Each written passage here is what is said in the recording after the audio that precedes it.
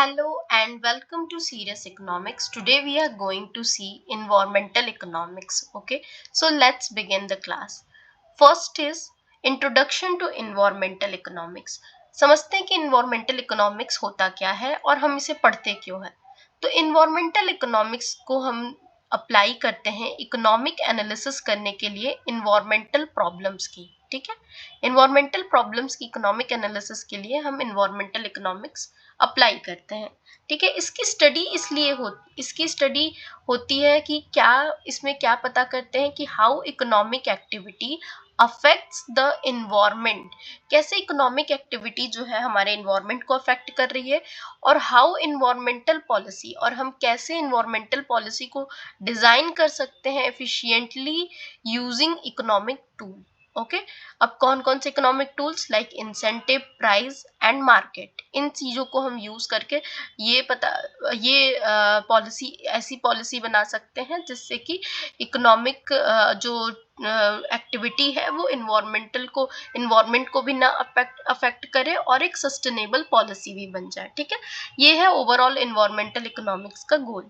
अब देखते हैं इसमें कोर क्वेश्चन क्या है. कोर क्वेश्चन ये होता है कि how do we allocate scarce environmental resources, हम कैसे एलोकेट करेंगे जो स्कार्स इन्वायरमेंटल रिसोर्सेज हैं efficiently while maintaining ecological sustainability. ये पूरा इन्वायरमेंटल इकोनॉमिक्स ही इसी क्वेश्चन पे बसा हुआ है ना, यही पूछ रहा है ना कि हम कैसे जो है स्कार्स इन्वायरमेंटल रिसोर्सेज को डिस्ट्रीब्यूट करेंगे इफिशिएंटली सस्टेनेबिलिटी को मेंटेन करते हुए इकोलॉजिकली. क्योंकि कहीं ना कहीं हम सब जानते हैं कि डेवलपमेंट अगर कोई चीज़ होती है तो कहीं ना कहीं वो डेवलपमेंट क्या करती है, इन्वायरमेंट को तो इम्पैक्ट करती है. बट इसका मतलब ये नहीं है ना कि हम डेवलपमेंट करना छोड़ दें. ठीक है, वो इकोनॉमिक ग्रोथ मतलब जो है वो कहीं ना कहीं इन्वायरमेंट को तो असर करती है, पर हमें यही तो जानना है. इन्वायरमेंटल इकोनॉमिक्स का कोर ऑब्जेक्टिव तो ये है कि क्या हम ऐसे डेवलपमेंट कर सकते हैं जो सस्टेनेबल भी हो, बहुत ओवर हम एक्सप्लॉइट ना करें, ना ही हम डेवलपमेंट से पीछे हटें. That is the core thing. Okay, so basically हमने क्या देखा कि इन्वायरमेंटल इकोनॉमिक्स जो है किन किन चीज़ों को, इकोनॉमिक्स, इकोलॉजी एंड पॉलिसी को मिला के जिसकी हम पढ़ाई करते हैं वो है इन्वायरमेंटल इकोनॉमिक्स. ये स्टडी करता है एक्सटर्नलिटीज की, पब्लिक गुड की, मार्केट फेलियर की एंड वैल्यूएशन देखता है. ठीक है, इसका गोल क्या है कि efficient sustainable use of natural resources. Okay, की डिस्टिंक्शन क्या है कि positive externalities and negative externalities, दो टाइप की एक्सटर्नलिटीज क्या होती हैं, जो फैक्टर्स बाहरी रूप से असर डाले. ठीक है, जो अनवांटेड फैक्टर्स हो, ठीक है, वो अफेक्ट कर रही हैं आपको. ठीक है, एक अनवांटेड फैक्टर्स में कोई पॉजिटिव एक्सटर्नलिटीज भी हो सकती है कि वो आपको मतलब फायदा पहुंचा रही है, कोई नेगेटिव भी हो सकती है. पॉजिटिव में दे रहा है एजुकेशन, बीज, एंड नेगेटिव में कह रहा है पॉल्यूशन हुआ, डेफोरेस्टेशन हुआ, जो आपको नेगेटिवली इम्पैक्ट कर सकती है. ये एक्सटर्नलिटीज है. ठीक है, अब देखते हैं इकोनॉमी और इन्वायरमेंट में रिलेशनशिप. तो इकोनॉमी जो है डिपेंड करती है इन्वायरमेंट पे किस किस चीज़ों के लिए, रिसोर्स के लिए, वेस्ट सिंक के लिए. ठीक है, रिसोर्सेज मीन्स इकोनॉमी भाई इनपुट तो इन्वायरमेंट से ही लेती है ना. इकोनॉमी को ग्रो करने के लिए इनपुट कहाँ से मिलता है, रिसोर्सेज कहाँ से मिलते हैं, इन्वायरमेंट से. वेस्ट सिंक के लिए, पॉल्यूशन को ऑब्जर्व करने के लिए भी इन्वायरमेंट की मतलब जरूरत है, इकोनॉमी को डिपेंडेंट है. फिर लाइफ सपोर्ट के लिए भी, इकोसिस्टम सर्विसेज के लिए भी जो है इकोनॉमी वो किस पे डिपेंडेंट है, इन्वायरमेंट पे. तो sustainable development balance economic growth with environmental limit, इसीलिए चाहिए हमें सस्टेनेबल ग्रोथ जितनी हम डिपेंडेंस रखते हैं इन्वायरमेंट पे. ठीक है, okay. Ecological economics versus environmental economics, इसमें क्या है. तो अभी हमने देखा कि इकोनॉमी और इन्वायरमेंट का रिलेशनशिप किस किस चीज़ों के लिए हम डिपेंडेंट है. तो पहला resource, waste sink, life support and resource, waste sink and life support, इसके लिए हम इन्वायरमेंट पे डिपेंडेंट है. Ecological economics versus environmental economics में ये देखना है कि इन्वायरमेंटल इकोनॉमिक्स जो है एक न्यू क्लासिकल अप्रोच है. ठीक है, याद रखना है कि इन्वायरमेंटल इकोनॉमिक्स जो है न्यू क्लासिकल अप्रोच है जिसमें हम प्राइस, मार्केट, इंसेंटिव, ये सारी चीजें देखते हैं. और इकोलॉजिकल इकोनॉमिक्स जो है एक बायोफिजिकल लिमिट है. ठीक है, एक इकोलॉजिकल इकोनॉमिक्स एक बायोफिजिकल लिमिट्स है इकोनॉमी, इसमें क्या देखते हैं, इकोनॉमी एक सब सिस्टम होता है, इकोनॉमी इज अ सब सिस्टम ऑफ इकोसिस्टम। ये इकोलॉजिकल इकोनॉमिक्स कहता है कि इकोनॉमी जो है एक सब सिस्टम है इकोसिस्टम का। इसको दिया था हरमन डेलिस ने, स्टेडी स्टेट इकोनॉमी, एक मतलब हरमन डेलिस जो है स्टेडी स्टेट ऑफ इकोनॉमी, उसमें उन्होंने ये चीज को डिफाइन की थी, ठीक है। ओके, क्योंकि ये वीडियो जो है ये क्रोनोलॉजी वीडियो है, हम वन गो में सारी चीज इन्वायरमेंटल इकोनॉमिक्स खत्म करेंगे, तो इसी तरह ही हम डिटेल में नहीं पढ़ाई कर रहे हैं, तो इसी तरह ही आप बस एग्जाम ओरिएंटेड ही मतलब सोच के ये वीडियो देखना, ठीक है। दूसरा है सस्टेनेबल डेवलपमेंट। सस्टेनेबल डेवलपमेंट जो है ब्रटलैंड कमीशन 1987 में हुई थी। तो उस ब्रटलैंड कमीशन ने रिकमेंड किया था कि हमें जो है सस्टेनेबल डेवलपमेंट का कॉन्सेप्ट लाना चाहिए, और ये जो है कॉन्सेप्ट याद रखना, सस्टेनेबल डेवलपमेंट कहाँ से है, ब्रटलैंड कमीशन से, और ये जो कॉन्सेप्ट है जाके अर्थ समिट में अप्लाई हो गया, ठीक है। तो development that meets needs of present without compromising ability of future generation to meet their need, ठीक है। सिंपली हम सबको पता है सस्टेनेबल डेवलपमेंट यही होता है कि आज की प्रेजेंट की जनरेशन की सारी नीड्स को कंप्लीट कर फुलफिल करते हुए, मतलब इतना ही सस्टेनेबली ही फुलफिल करे कि फ्यूचर जनरेशन के लिए भी बचे, कि वो भी अपनी नीड्स इन रिसोर्सेज से यूटिलाइज कर सके, ठीक है। इसके 3 पिलर है, इकोनॉमिक, सोशल एंड एनवायरमेंटल, ठीक है। अब हम बात करते हैं नेचुरल कैपिटल की। नेचुरल कैपिटल क्या है? Natural capital means natural resources and ecosystem services, ठीक है। S natural capital means natural resources, ecosystem services that support economic production, यही हमारा नेचुरल कैपिटल हो गया, ठीक है। जो ये हमारा एक तरह से पूंजी की तरह काम कर रहा है, हमारा नेचुरल रिसोर्स और इकोसिस्टम सर्विसेज, ठीक है। इसमें क्या इंक्लूड होता है? Renewable resources, solar, wind, forest, non renewable में ऑयल और कोल, ठीक है, प्लस इन्वायरमेंटल सर्विसेज जैसे कि क्लाइमेट रेगुलेशन, वाटर प्योरिफिकेशन, ठीक है। तो नेचुरल रिसोर्सेज, नेचुरल कैपिटल ऐसा कैपिटल होता है जिसमें हम नेचुरल रिसोर्स और इकोसिस्टम की सर्विसेज को हम काउंट करते हैं, जो कि हमें सपोर्ट करते हैं इकोनॉमिक प्रोडक्शन में, ठीक है। इसमें हम इंक्लूड कर सकते हैं renewable resources, renewable resources solar है, विंड है, फॉरेस्ट है, इससे देखो विंड एनर्जी, सोलर एनर्जी आती है, सोलर कुकटॉप्स आते हैं, कितनी चीजें हैं, मतलब हजारों एग्जांपल हम ले सकते हैं जो हम नेचर से उठा के एज ए इकोनॉमिक वैल्यूएशन में यूज करते हैं अपनी लाइफ में, ठीक है। नॉन रिन्यूएबल में ऑयल, कोल, सबसे ऑयल के लिए ही लड़ाई हर जगह चल रही है, तो आप समझ सकते हो कि कितना हम नेचर से हम जो है कितना हम डिपेंडेंट हैं, ठीक है। और environmental services like climate regulation और वाटर प्योरिफिकेशन, ये सारी चीजें क्या आती है नेचुरल कैपिटल में। इकोसिस्टम सर्विस क्या होती है? इकोसिस्टम सर्विस वो होती है जो बेनिफिट करती है, benefit humans get from ecosystem, जो बेनिफिट लेते हैं ह्यूमंस इकोसिस्टम से, उसे कहते हैं इकोसिस्टम सर्विसेज, ठीक है। जैसे कि आया था मिलीनियम इकोसिस्टम असेसमेंट 2005 में, ठीक है।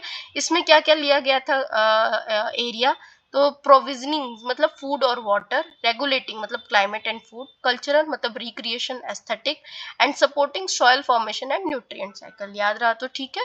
बाकी एक याद रखना कि मिलेनियम इकोसिस्टम असेसमेंट 2005 करके आया था, जिसमें जो है हमने ये की एरिया लिया था, provisioning, regulating and third is culture and fourth is supporting, ठीक है।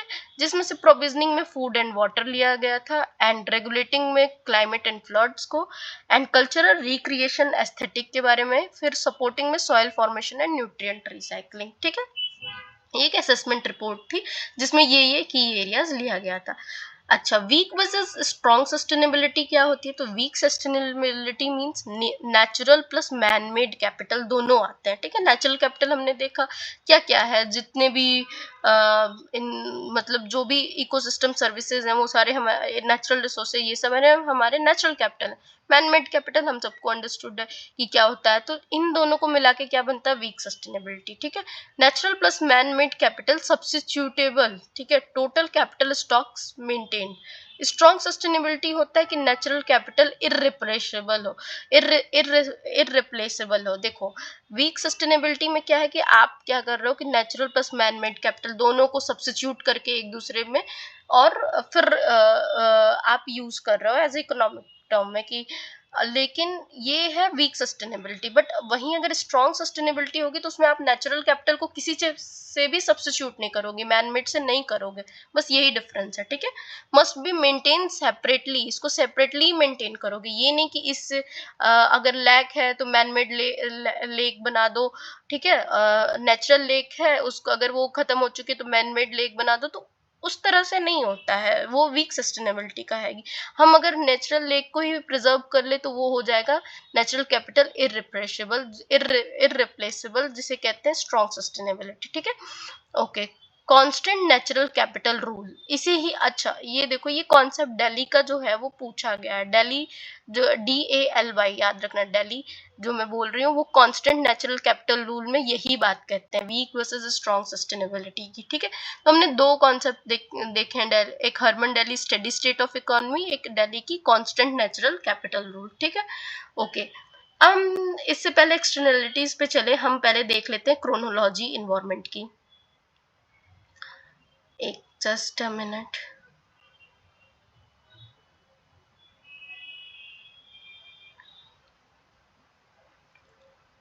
ठीक है।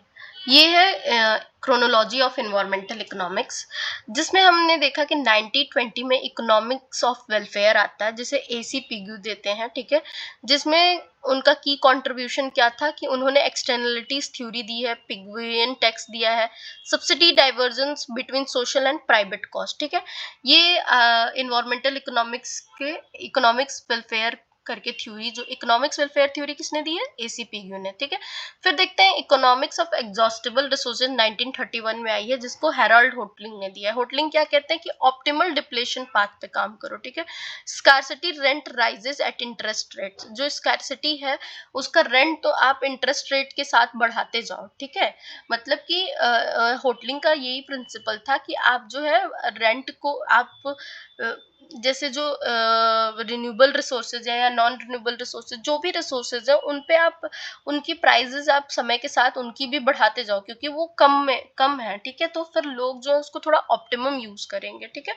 ओके, तो इसीलिए उन्होंने इसे होटलिंग रूल कहा जाता है, ऑप्टिमल डिप्लेशन पार्ट, ठीक है। तो फिर 1954 में पब्लिक गुड थ्योरी आती है, जो कि पॉल सम्यूल्सन देते हैं। नोबेल प्राइज भी इनको मिलता है 1970 में, किसके लिए, पब्लिक गुड थ्योरी, पॉल सम्यूल्सन को। सम्यूल्सन का रूल कहता है कि for public good sigma MRS जो है MRT के बराबर होना चाहिए। फ्री राइडर प्रॉब्लम को ये बताते हैं, ठीक है, कि फ्रीली जो है चीजें मिल जाती हैं, तो उससे मतलब होता है ना कि कुछ रूल्स होने चाहिए, Samuelson rule for public good, ठीक।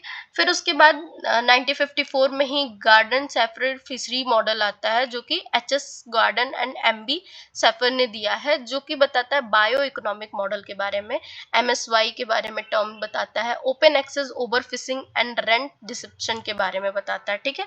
Okay, 1954 Gordon Schaefer and fishery model. उसके बाद आते हैं 1960 में, हम 1960 में आता है the problem of social cost, जिसको रोनाल्ड कोस ने दिया है, नोबेल प्राइज भी इन्हें मिला है 1991 में। और कोस थ्योरम जो है वो कोस थ्योरम के बारे में बताते हैं, और कोस थ्योरम क्या, property right plus zero transaction के बारे में है, ठीक है, कि कोई एक्सटर्नली पार्टी इन्वॉल्व ना हो, गवर्नमेंट की कोई जरूरत नहीं होती है कोस थ्योरम में, हम पढ़ेंगे इसको डिटेल में, ठीक है। एफिशिएंट बार्गेनिंग पावर के बारे में कोस थ्योरम में बात होती है, ठीक है। तो रोनाल्ड कोस को भी नोबेल प्राइज मिलता है 1991 में, याद रखना। और पॉल सैमुअल्सन को भी इन्वायरमेंटल इकोनॉमिक्स में मिला है 1970 में, ओके, पब्लिक गुड थ्योरी के लिए। और प्रॉब्लम ऑफ सोशल कॉस्ट के लिए रोनाल्ड कोस को। 1962 में साइलेंट स्प्रिंग आती है, जिसको रैचल कार्सन ने दिया है, ठीक है। ये UGC नेट में पूछ भी चुका है, मैच द फॉलोइंग में, कि साइलेंट स्प्रिंग जो है वो किसने दिया है। तो साइलेंट स्प्रिंग जो है 1962 में रैचल कार्सन ने दिया है। ये क्या है, लैंडमार्क इन्वायरमेंटल बुक है, ठीक है। लैंडमार्क इन्वायरमेंटल बुक है, जो DDT impact on wild life के बारे में बताता है। DDT शायद एक वो था, केमिकल कह लो, जो जानवरों को दी जाती थी, या कहीं शायद डीडीटी की वजह से वल्चर्स जो है वो मतलब जो है एलिमिनेट हो गए थे। मैं एक बार इसको चेक कर लूंगी तब आप, बट यही है डीडीटी का इम्पैक्ट किसी वाइल्ड लाइफ पे बोल रहा है तो मतलब यही हुआ था कि एडवर्स इम्पैक्ट हुआ था कि ये जो केमिकल शायद किसी अच्छे काम के लिए यूज हो रहा था, बट वो क्या हो गया कि एक पूरी प्रजाति को ही खत्म कर दिया। ठीक है, तो ये है डीडीटी का कुछ इम्पैक्ट, ऐसे ही स्टोरी थी। ठीक है, इसको बात करते हैं लॉन्च मॉडर्न इन्वायरमेंटलिज्म। इन्होंने ही, रेचल कार्सन ने ही मॉडर्न इन्वायरमेंटलिज्म को लॉन्च किया है। ठीक है, तो याद रखना 1962 में साइलेंट स्प्रिंग रेचल कार्सन ने दी है, जिसमें लैंडमार्क बुक लिखा था और डीडीटी का इम्पैक्ट बताया था वाइल्ड लाइफ पे, और इन्होंने मॉडर्न इन्वायरमेंटलिज्म लॉन्च किया है। ठीक है, 1968 में द ट्रेजेडी ऑफ कॉमन आता है। ठीक है, 1968 में द ट्रेजेडी ऑफ कॉमन आता है, जिसको गैरेट हार्डिन देते हैं। गैरेट हार्डिन क्या बताते हैं? ओपन एक्सेस रहे, ओवर एक्सप्लॉयटेशन, प्राइवेटाइजेशन और गवर्नमेंट कंट्रोल नीडेड। ठीक है, ओवर एक्सप्लॉयटेशन, प्राइवेटाइजेशन और इन सब चीजों के लिए गवर्नमेंट कंट्रोल जरूरी है। ठीक है, ओके, तो ये गैरेट हार्डिन बताते हैं द ट्रेजेडी ऑफ कॉमन्स। मतलब कि ट्रेजेडी ऑफ कॉमन्स में ये होता है कि जो है ओवर एक्सप्लॉयटेशन होने लगती है चीजों को जो फ्री होती है, तो लोग उसकी जो है ओवर एक्सप्लॉइट करते हैं, इस वजह से जो गवर्नमेंट कंट्रोल है वो नीडेड है। ठीक है, गैरेट हार्डिन द्वारा 1968 में दी गई है। 1968 में ही pollution right cap and trade दिया गया है, जो कि जेएच डेल्स ने दिया है।